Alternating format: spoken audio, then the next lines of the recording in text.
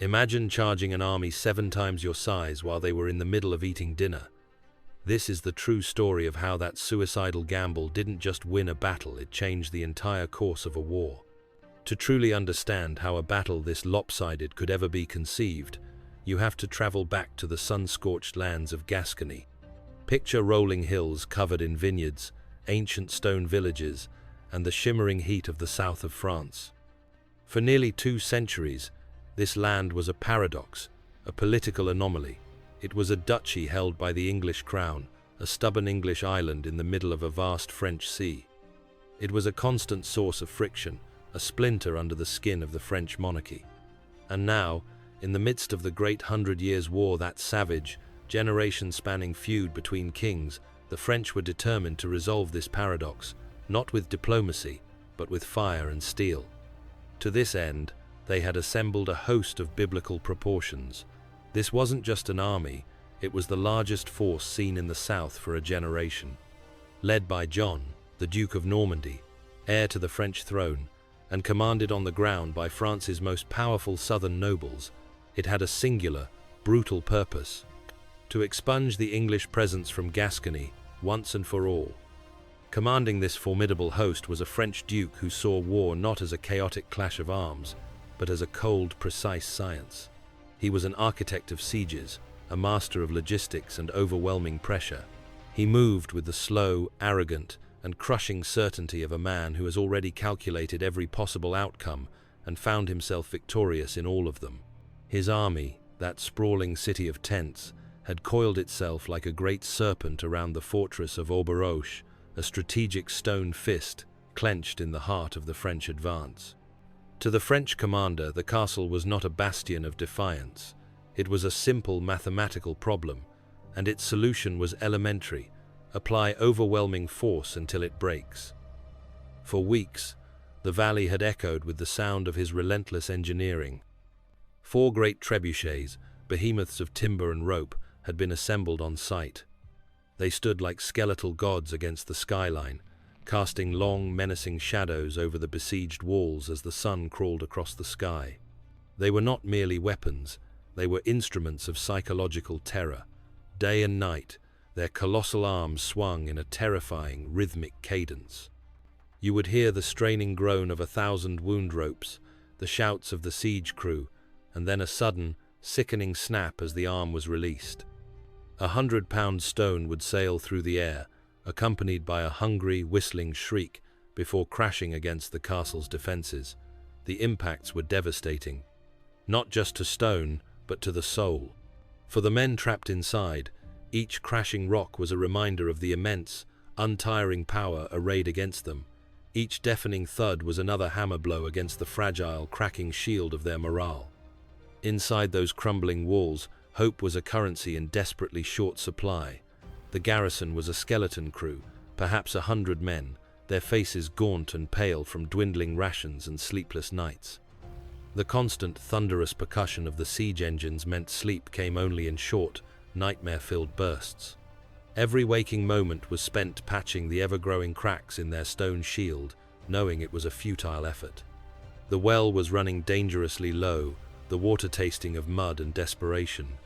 The grain barrels were nearly empty, their contents being rationed by the handful. They were utterly, completely alone, a forgotten island in a hostile sea. Weeks ago, under the cloak of a moonless night, a lone messenger had slipped through a side gate, crawling on his belly through the French lines. He carried a desperate, whispered plea for their only hope: the English commander in Gascony, Henry of Grosmont, the Earl of Derby. But that was weeks ago, an eternity. And the only reply had been the mocking whistle of the trebuchet stones and the grumbling of empty stomachs. The garrison was starving, the walls were crumbling, and surrender was no longer a question of if, but when. It was the only logical option left. But 40 miles away, through hostile territory, a decision was being made that would defy all logic. The legend of Henry of Grosmont, the Earl of Derby, often travelled faster than the man himself. He was known as a brilliant tactician, a devout leader, and one of England's most accomplished knights. But as he crested the final hill and gazed down upon the sea of French tents below, he knew that legend alone would not save his men. What he saw from the concealment of the dense forest was not a camp, it was a civilization dedicated to his destruction. A city, sprawling across the valley floor, confident and secure. Smoke from 1,000 cook fires drifted lazily into the crisp autumn sky, and even from this distance, he could hear it. The faint, rhythmic thud, thud, thud of the trebuchets. A sound that felt like a hammer blow against his own heart. His scouts had been right. 7,000 men, perhaps more. He turned and looked back at his own column, a mere 1,200 soldiers, a mix of hardened men-at-arms and the feared English longbowmen. They were exhausted.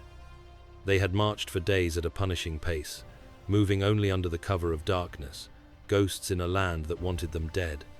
Every shadow could hold a French crossbow. Every village was a potential trap.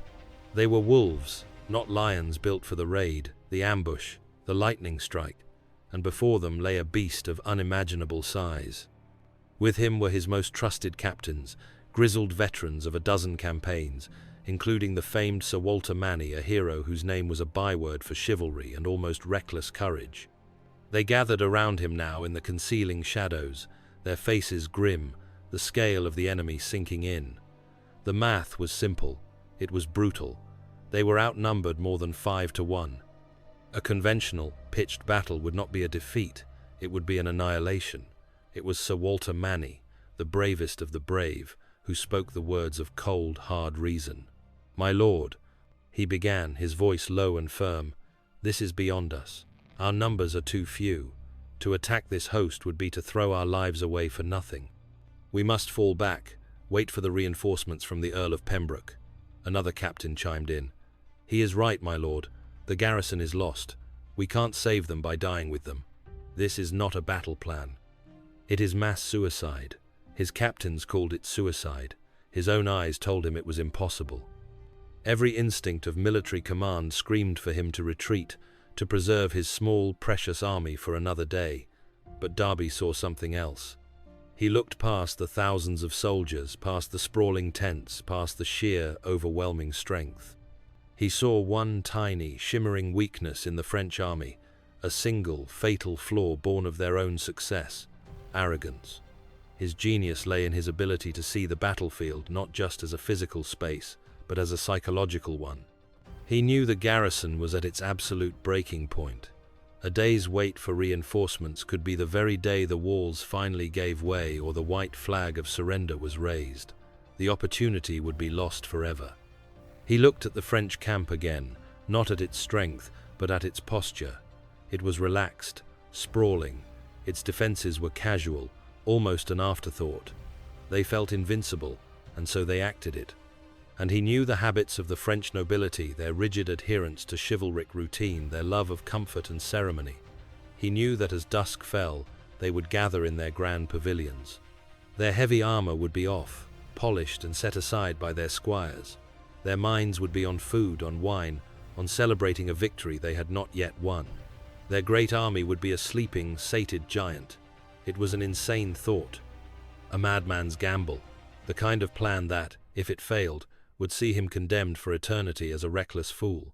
And that was precisely why it would work. No sane commander would ever consider it. He turned to his captains, his eyes burning with a cold, terrifying fire that silenced their protests. "No," he said, his voice low but cutting through the tension like a razor. "We will not wait. We will not retreat. We attack tonight." He pointed a single, gauntleted finger down at the twinkling campfires. "We attack while they dine." A stunned, heavy silence fell over the war council. He was proposing to throw 1,200 exhausted men at 7,000 at night against a fortified camp. It was a plan born of pure, calculated desperation. He would not give the French a chivalrous, pitched battle at dawn. He would give them a dinner of steel. The decision was made. The weight of the impossible task settled over the small English force. In the fading light, they were no longer an army. They were 1,200 assassins. Their only weapons were surprise, shock, and the sheer audacity of their plan. Darby's orders were brutally simple. He would divide his small force, a risky move that stretched his already thin numbers to the breaking point. He himself would lead the 400 mounted knights and men-at-arms in a direct, thunderous charge into the heart of the camp, their target, the opulent pavilions of the French High Command. Meanwhile, Sir Walter Manny would take the remaining 800 longbowmen on a silent, grueling march through the dark woods to a ridge that overlooked the camp from the north. They were to remain hidden, arrows nocked, silent as ghosts, until they heard his signal. Then, and only then, they would unleash hell. As the sun began to dip below the horizon, painting the sky in shades of blood, orange and purple, a quiet, almost religious tension fell over the English soldiers. They checked their saddle girths, they whispered prayers, they sharpened blades that were already razor-sharp. Through the trees, they watched the French camp transition from a military machine into a relaxed, civilian community. The rhythmic, soul-crushing thud of the trebuchets had ceased. In their place, cook-fires bloomed like orange flowers across the sprawling field. The sounds of hammering on armor were replaced by laughter, conversation, and the distant, cheerful sound of a minstrel's lute. The enemy was blind, deaf, and comfortable. They were powerful, but they were asleep. Everything now rested on the blast of a single trumpet. In the French camp, the evening meal was a grand, relaxed affair. Inside the main pavilion, a lavish tent of silk and embroidered banners, the French commander and his nobles sat at long tables groaning with food and wine. They toasted their inevitable victory. They mocked the absent Earl of Derby, whom they imagined was cowering behind the walls of Bordeaux, too terrified to face them. Their armor was off, their minds far from any thought of battle. It was a scene of perfect, fatal complacency. In the forest, Henry of Grosmont sat astride his warhorse, a silent, armored statue, his face unreadable behind his steel visor. He held a single gauntleted hand aloft, waiting. The light was fading fast. The sounds of revelry from the camp grew louder. The moment had come. He dropped his hand. A lone trumpeter beside him raised his instrument to his lips. A single piercing trumpet blast shattered the evening calm. For a heartbeat, there was nothing but confusion. French soldiers looked up from their meals, a piece of bread halfway to their mouths, a confused stare on their faces. What was that? A hunting party? Then the world erupted. From the eastern woods, 400 English knights burst forth in a frantic, desperate sprint, their horses' hooves thundering across the field like a drum roll of doom. They were a wave of steel and fury, smashing into the side of the camp with unimaginable violence. Their target was the cluster of noble pavilions, and they hit it like a battering ram. At the exact same moment, from the ridge to the north, 800 English longbows were drawn in unison. 800 heads tilted, 800 bowstrings were pulled back to the ear. Sir Walter Manny roared a single word: loose. It sounded like the sky itself was ripping in two. A storm of steel, a precisely aimed deluge of death, rained down upon the French command center. The heavy, yard-long bodkin arrows descended with terrifying speed, punching through canvas, wood, wagon covers, and flesh with sickening ease. Knights who had been laughing and drinking moments before were dead, pinned to their own dinner tables by 3 feet of English yew. Servants, squires, and nobles alike were scythed down in an instant. The longbowmen worked with a terrifying machine-like efficiency. Knock, draw, loose. A second volley was in the air before the first had found its targets. A third followed, a fourth. It was not a battle. It was an execution from 200 yards. The surprise was total. The panic was instantaneous. The formidable French army, a moment ago a symbol of supreme power, was now a headless, screaming mob. But for a moment, the impossible was happening. The English charge had decapitated the French command. The arrow storm was sowing chaos and death among their corps. But an army of 7,000 is a hive, and its enraged swarms were beginning to emerge. Thousands of French men-at-arms, recovering from the initial shock, grabbed their swords and shields and began to form ragged, furious battle lines.